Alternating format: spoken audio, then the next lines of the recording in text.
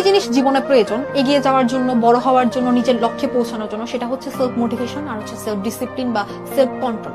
অর্থাৎ আমার নিজের মধ্যে নিয়ন্ত্রণ থাকতে হবে, আত্মনিয়ন্ত্রণ থাকতে হবে। আমার নিজের মনকে যখন আমি নিয়ন্ত্রণ করতে পারবো, তখন আমার মধ্যে আমি মোটিভেশনটা খুঁজতে পারবো। তো দেখা যায় কি যে আমরা একটা জিনিসের জন্য অনেক স্বপ্ন দেখি, বড় বড় একটা জায়গায় যাওয়ার জন্য আমরা অনেক ড্রিম দেখি, কিন্তু সেইটার জন্য যে পরিমাণে পরিশ্রম করা দরকার আমরা হাঁপিয়ে যাই। আমরা নিজের ভিতরে কোনো কন্ট্রোল রাখতে পাই না, ভাবি যে ঠিক আছে আর পারছি না, আর পারবো না। এই জিনিসটা হওয়া যাবে না। তুমি জাস্ট নিজেকে একটা প্রশ্ন করবে যে তুমি যেই জায়গায় নিজেকে দেখতে চাচ্ছ, তুমি কি তার জন্য এনাফ যে পরিশ্রম সেটা কি তুমি দিচ্ছ, সেটা কি তুমি করছো? এই প্রশ্নটা যখন তুমি নিজেকে করবে, যখন তুমি নিজের মনকে নিয়ন্ত্রণ করতে পারবে, যখন তুমি পড়ার টেবিলে নিজেকে বসাতে পারবে, সেই পরিশ্রমটা, সেই এফোর্টটা দিতে পারবে, তখনই তোমার মধ্যে সেলফ মোটিভেশনটা কাজ করবে।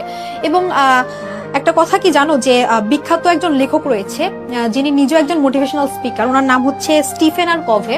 উনি নিজে একজন মোটিভেশনাল স্পিকার হয়ে একটা কথা বলেছেন যে মোটিভেশন হচ্ছে নিজের ভেতরের আগুন, এবং এই আগুনটা যদি অন্য কেউ জ্বালানোর চেষ্টা করে থাকে তাহলে সেটা খুব কমই জ্বলে, এরকম হয়েছে। তো যতক্ষণ পর্যন্ত এই আগুনকে তুমি না নিজের ভেতর থেকে উজ্জীবিত করছো, সে আগুন কখনো জ্বলবে না।